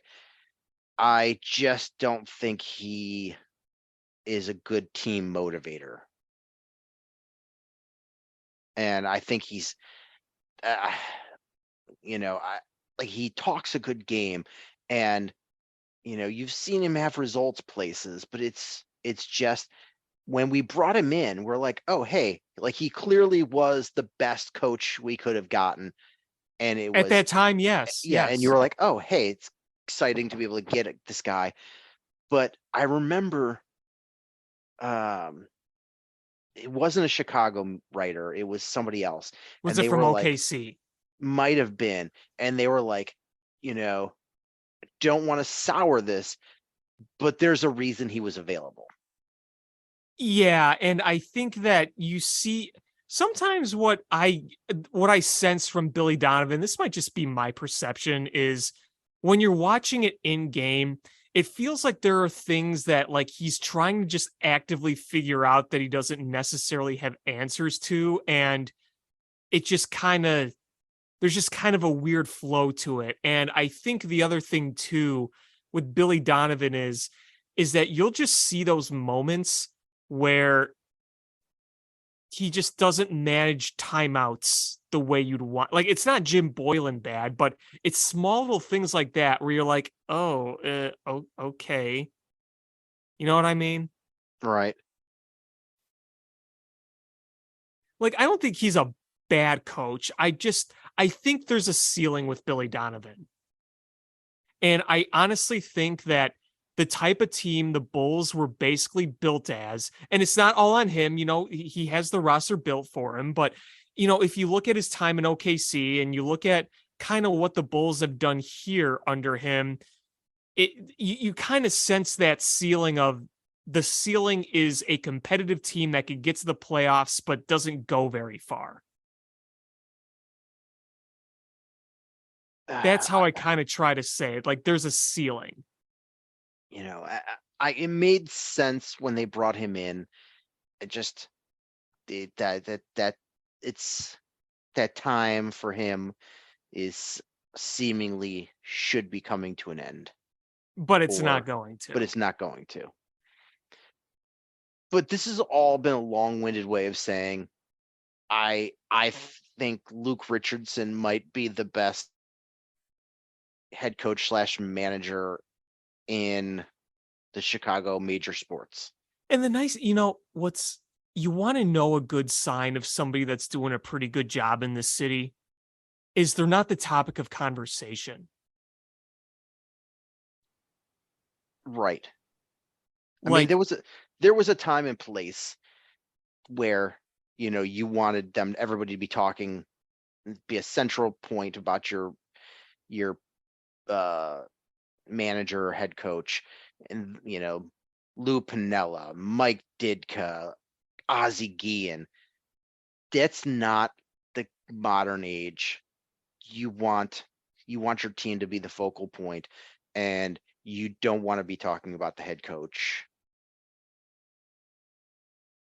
Well, and to your point, when you're in a situation where the expectation isn't necessarily to win, one of the issues that you run into is when you evaluate the talent that you have going forward and you don't have much of like a sample to say like, hey, listen, like the only sample we have of this coach is when they were trying to tank. So it does make it harder in evaluating what you could potentially have in the future. But I think when you look at Luke Richardson and you look at the work ethic, I do think that does speak volumes. And plus, Luke Richardson, you're not going to hear him be like, oh, like the front office, hey, we need you to play our young defenseman. And then hear him go, shut the fuck up. I'm playing Michael Roosevelt. But Michael Roosevelt only has one leg left, and he's the slowest skater in the NHL. Don't give a shit. He's dependable. I know he'll knows where the right place to be. Hey, is that David Ross putting in Michael Fulmer as he pours the milk into the sink? He's a consistent guy. We know what we're gonna get. Yeah, you're gonna get pig vomit. Which is what I will be doing when I drink your milk. But the last thing I want to talk about is a little bit of Bears. We had the veteran minicamp open last week, and most of the team was in attendance. And there was a handful of guys that weren't in attendance. But we saw a pretty good turnout, and the coaching staff made sure to point out, oh, hey, this was optional. Didn't need to be there. Right. They weren't making a big stink out of it. And if I remember correctly, I think Eddie Jackson was one of the people that was not there. Eddie Jackson was not there. I don't care. That's the one I care the least about. Yeah, no, I mean, he's been around a while. Nate Davis was a head scratcher. You're like, you just signed with this team. Why wouldn't you want to be here? You would think. The one, and I'm not going to say concern, because it's too early to say concern. But the one that makes me go, is Jalen Johnson. Yeah, well, I mean, your mind automatically goes to, oh, is there something physically wrong with him? At least that does for me. For me, it goes, he's on the last year of his rookie deal. He wants a new contract. That too. And honestly, if you're the Bears, I'm sure come mandatory training camp in July, they'll start having those conversations with his agent. But if you're the Bears, you're not in a hurry to re-sign him, to sign him to a new extension, because when he's healthy, he's been very good, but he's also had a bunch of injuries, and he's not a guy that this organization or this front office brought in. And you've just drafted a couple of guys that you think you like. So you've got, your very first pick within this front office regime. You've got a second rounder from this year. You have an undrafted rookie that played pretty well last year, and you drafted another cornerback. Like, you've got guys that your front office brought in. If you're Jalen Johnson, there's one way to approach it, is not going to the rookie minicamp, the veteran minicamp. The other one might be to go, yeah, I better play well and just shut the fuck up and go in there and practice and play. Yep. Because, the old saying is, if you're not going to play for the team that you're on, you're auditioning for 31 other teams. Mm-hmm. And if, he can be a big baby about it, and I don't think he's good enough to pull what Roquan Smith did. No. And if you remember, when Matt Eberflus came in for the first year last year, is they had some issues with Jalen Johnson, and they demoted him to second string cornerback. Mm-hmm. And in a team that had no depth at quarterback or cornerback, they demoted Jalen Johnson. And Which says a lot. Obviously it wasn't talent based, because it was a message to him, hey, you're not going to cakewalk into this. You're going to buy into our principles. But he played well, and he came back, and he became the starter. But now you're like, you have a guy who butted heads at first with, maybe butted head isn't the right word, but did not buy in. It didn't get off to a great start. Yes, it didn't get off to a great start with the new coaching staff, and you're not showing up to minicamp. And I think the best way to prove your merit is to go out there and play well, stay healthy, and earn that contract. Yeah, we'll see how that unfolds. I mean, like you said, right now, you don't want to draw too many conclusions, but it is something you do think about.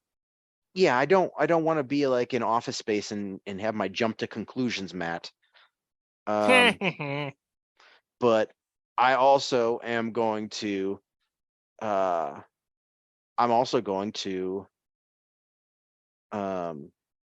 keep an eye on that, because it's something that, you don't want that bitterness to be rearing its ugly head during the season, when you really are relying on Jalen Johnson to play well. Right. So that's really where you are with the Bears. There's not a ton going on. The mini camp was nice to see Justin Fields building that rapport with his new wide receiver core, which is great to see. And, obviously what we were able to see in terms of footage was very limited, but you did see a little bit of it. Yeah. And, it's nice to see Chase Claypool look good. Yeah, and they've been working hard together, have Fields and Claypool, and that's exactly what you want to see. Yeah. And, people love to shit on that trade. And, in hindsight, would you have liked to give up that high of a pick? But it was one of those things that, you either overpay or you don't get him. Give me a year. Give me a year to Yeah. say if it was bad or not. That's my whole thing. Is you brought in a wide receiver because you knew the free agent market was going to be terrible for wide receivers. And you the hope would have been that he came in and played well last year, but the expectation of that is, they talked to DJ Moore, and he was like, they're like, how long do you before you feel like you're going to be in sync with the quarterback and know this offense? And he was talking about how many practices it's going to take, and then it's when they break from mini camp and come back for training camp, he basically talked about how it's going to take like all training camp to get into it. And Chase Claypool comes in and is expected to do it in a couple of weeks, where they're really not practicing. You don't do a ton of practicing during the season. You're talking game plan and you're doing some practicing, but it's not like in training camp where that's all you're doing, is you're prepping for the games. And so you don't get to build that rapport. And then he got injured, so it was a big ask to come in. Now he's got the whole off season. He's got a whole mini camp and a whole training camp and preseason. I'm expecting things out of Chase Claypool. And honestly, if you asked me, I have a feeling that they've budgeted for, because Mooney and Claypool are both going to be free agents. Mhm. And I think if you had to ask which one that they're going to earmark money for a new contract, it's going to be Chase Claypool over Darnell Mooney, because they drafted a guy that's very similar to Darnell Mooney. And I think they didn't draft somebody that's very similar to Chase Claypool. I didn't really think of it that way, but that's very interesting. Obviously, Claypool's going to have to step up and perform this year, but I'm really hoping he does. Oh, I know. If he does, that's going to be so good for the Bears offense. Yep, when you have Mooney and DJ Moore ahead of you. Now, you saw that Hopkins got cut, right, by the Cardinals? I did. I was shocked And by that. I don't think the chances of the Bears getting him are high. Like, I'm not even thinking it's going to be an option, right? No. I don't even think they're going to approach him, because where does he fit in this? There's only so many footballs, and he's 30 something years old. He's going to want to go to a team that has a Super Bowl aspirations. I saw some people posting things like, who would you rather have, Hopkins and the 33rd pick, or Chase Claypool? And that's a dumb comparison, because number one, when you traded for Chase Claypool, you were not in the worst team. You were, you went on that mega tank after that. So you were like, what, the eighth?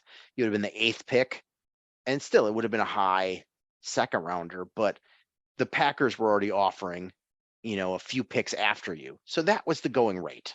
Mm-hmm. And so you didn't know it was going to be the first pick of the second round, and you didn't know the Dolphins were going to have a number or first rounder dock to make it move up to the 32nd pick.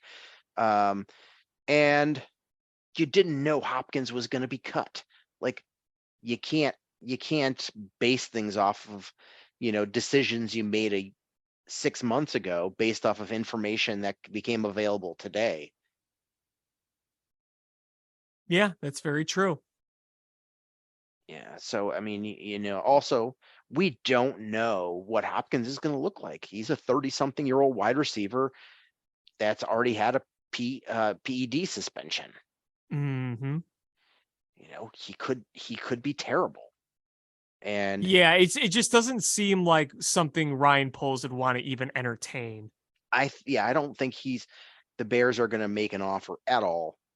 And he's probably going to go to Buffalo or Kansas City or, one of the front runner teams. Sure. Yeah. I mean, yeah, I mean, his first ideal pick would be to go somewhere where he has a chance to win a Super Bowl. Yes, win a Super Bowl and be a focal point in the offense. Right. And so like Buffalo, Kansas City are two, obvious landing points. So that's, that's what I look at. And, would it be nice to add another, weapon? Yeah, that would be fun but it starts becoming a fantasy football league because, at some point,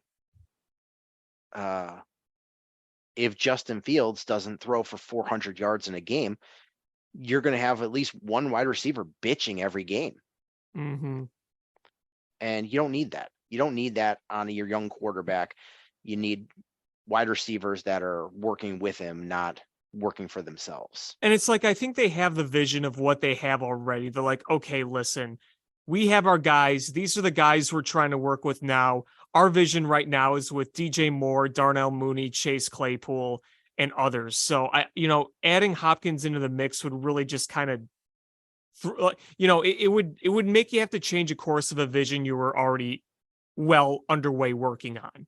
It also makes it difficult to develop the young wide receivers you have.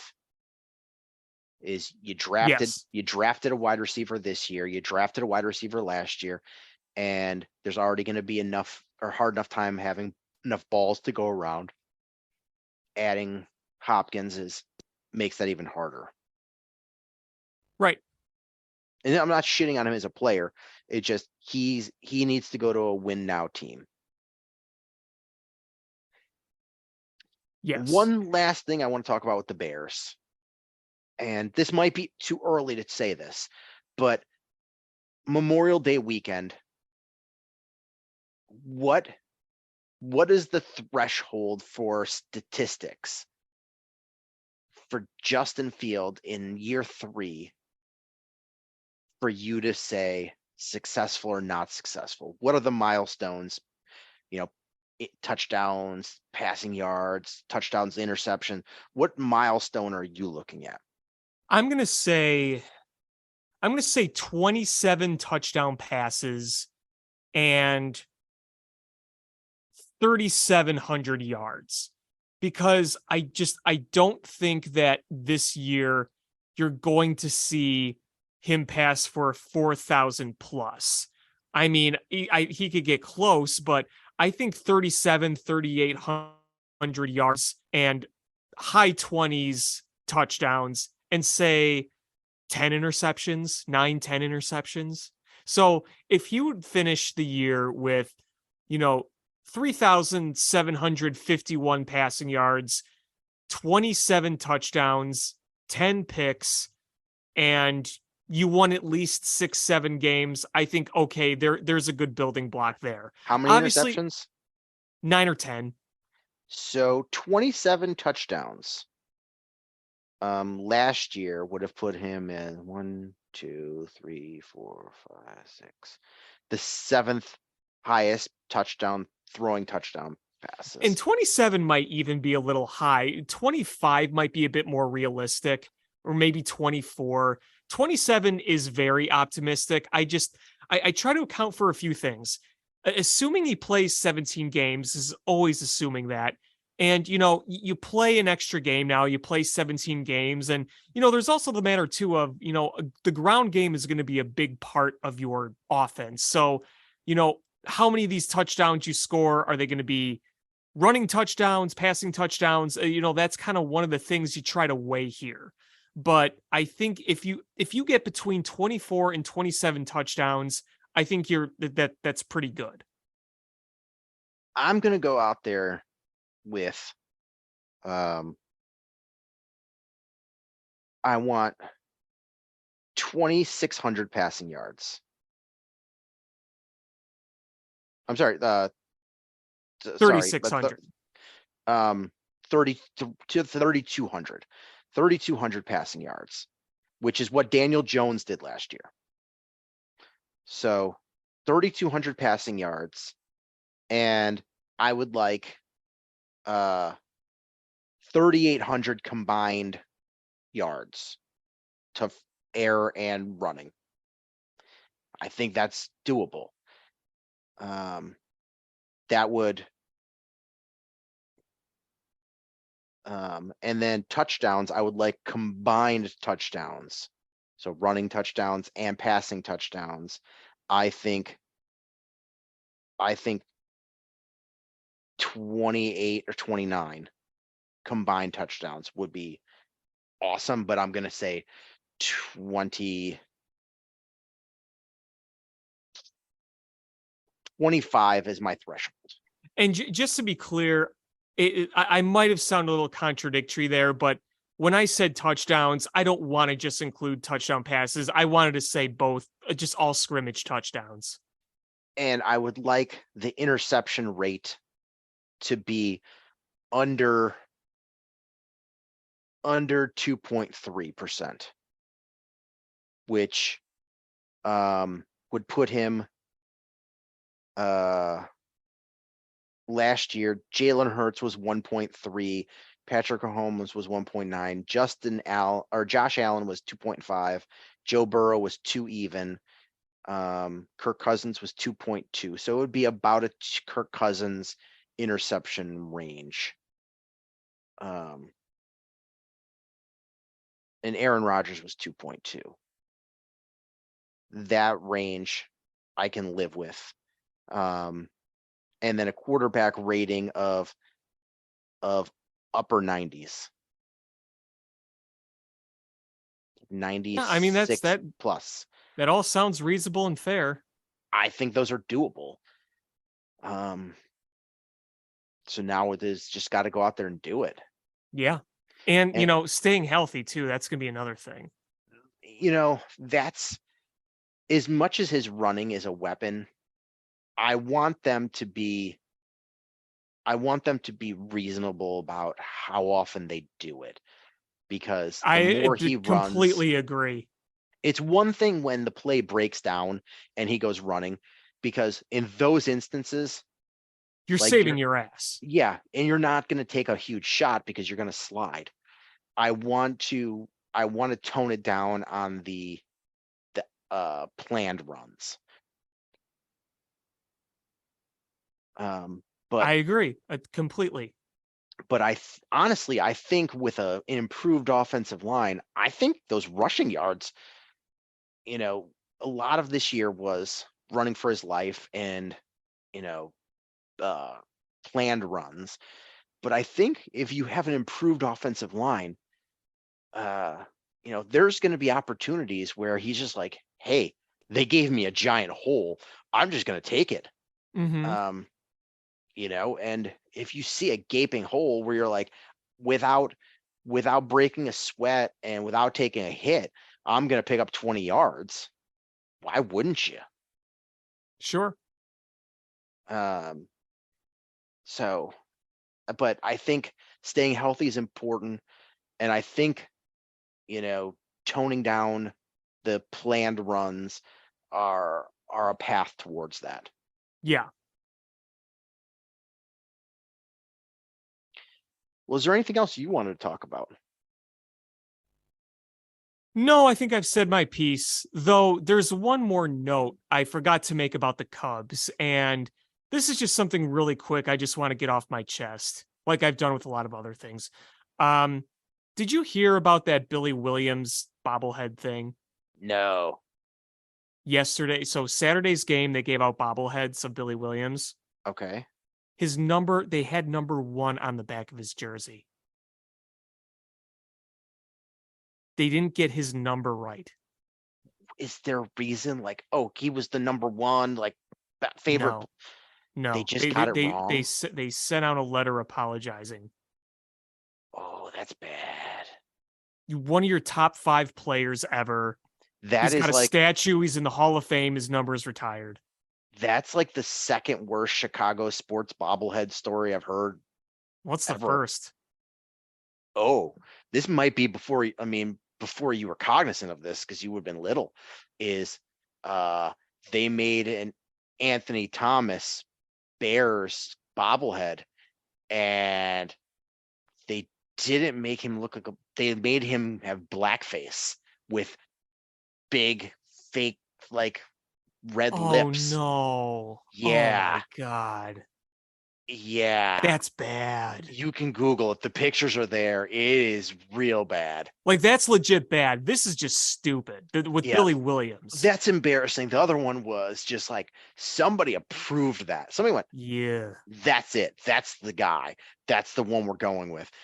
Yeah, it's real bad. The new David Ross bobblehead is going to be his milk sound. Blah, blah. There's a little button. Blah, blah. they're like, yeah, this bobblehead, you could take the top off and you could store your milk in it. Is it refrigerated? Is it, insulated? No, it'll keep it nice and warm. Nice and curdled. That's the whole point. You put in the milk and you make it through your 3-hour game, 2.5-hour game, and it comes out cottage cheese. Blah, blah, blah. Wow, those noises really do match up with the consistency. They really do. Chicago Sports were like, we got it from the same factory that makes the Marty Havlat crockpot sound chips. We saved on shipping by combining it. Some shitty warehouse. Cracked cement and overgrown weeds everywhere. Oh, jeez. On that note, that's gonna do it for this episode of Bill Swerski Sports. Just laughing at this stupid. blah, blah, blah. We needed that laugh, right?